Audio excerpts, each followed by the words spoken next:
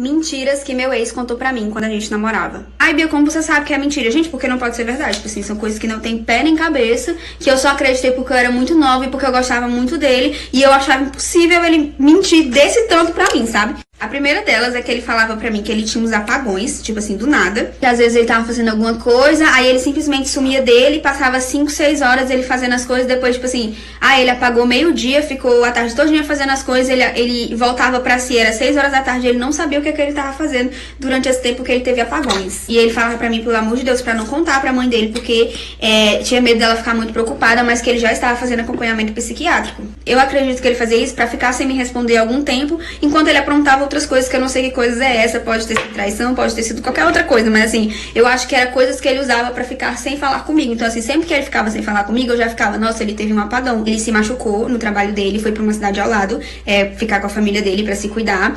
E aí um dia eu falei que ia sair com umas amigas, tipo assim, pra um poço, comer espetinho e tudo. E ele sabia que ele não podia chegar pra mim e falar, não, eu não quero que você saia. Aí ele inventava uma história pra gente brigar e no final das contas ele falar sobre o que ele realmente queria falar, porque ele sabia que se ele chegasse diretamente ele não ia conseguir.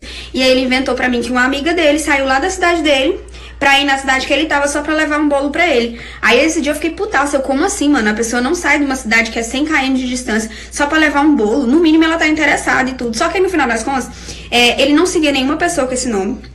Nunca achei essa pessoa. Eu pedi foto dela pra saber quem era, ele não mandou pra mim. Então assim, foi literalmente uma história que ele inventou pra eu poder falar o que ele realmente queria falar, sabe? Por último, e não menos importante, né? Ele simplesmente mandava pizza pra ele mesmo. No início eu ficava tipo, mano, não come isso. Como que a pessoa sabe onde você mora? Às vezes é uma coisa envenenada. Aí eu acho que ele esperava que eu fosse tipo assim, cara, quem é essa louca que tá mandando? E eu ficava, mano, é perigoso.